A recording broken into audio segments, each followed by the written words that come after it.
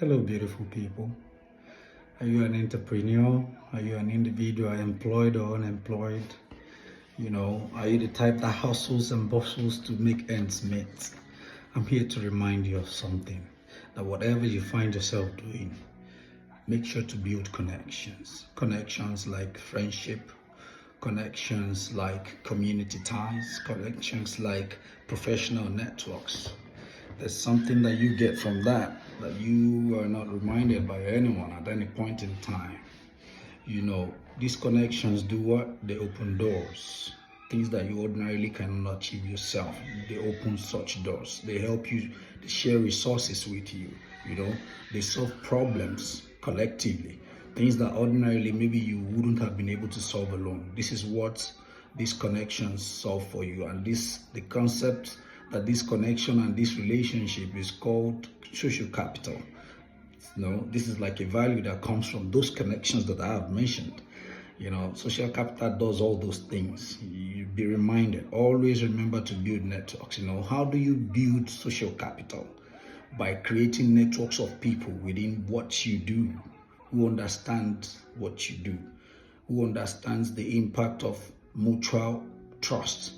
How do you build social capital? Another way is to build trust, what they call integrity. When you have integrity, when you have established trust in the way you relate with people, in the way you deal in your business, in the way, you carry out a task that you are given to carry out. You make people trust you. When you earn their trust, they would go extra mile for you. And another way to build social capital is by reciprocating the trust people put in you. Because when people invest trust in you, they expect you to reciprocate the same, that they be able to trust you. This makes it very easy for people in that network, maybe as individuals, organization or institutions. It makes them find it very easy to collaborate with you, to support you when you need resources and all that.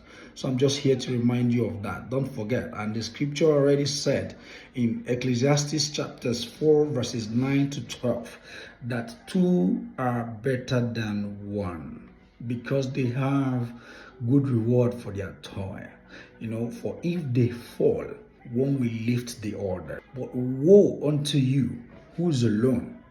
When you fall, no one will be there to lift you up. And also another scripture that backs this up is in Hebrews chapters 10 verses 24 to 25. Yes. And let us consider how to stir up one another. That's the key word.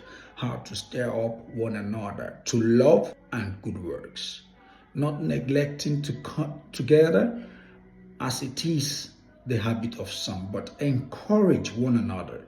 You see those two keywords, stirring up one another, encouraging one another. Sometimes when you fall in whatever you find yourself doing, it may just be the words of encouragement that you need. Where is the best place to get it? It may not even be from yourself, because when you fall, you probably may not, if you are not self-motivated, you may not be thinking of how to encourage yourself, how to keep going.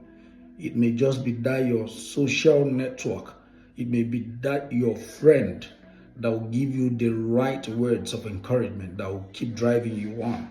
And also, if you remember, don't say because you have a social network that, everything is fine, and you look down on the weak. Look, the scripture also encourages us in 1 Thessalonians chapters 5 verses 14. And the scripture says, and I urge you, brothers, warn those who are idle, encourage the faint-hearted, help the weak, and be patient with everyone. And if you look at this, my message, and you say, because I'm Muslim, this does not apply to me. Look, go back to your Quran and read Quran chapters 5 verses 2, Quran chapters 4 verses 58, and read Quran chapters 49 verses 13. This will be of help. Thank you for listening.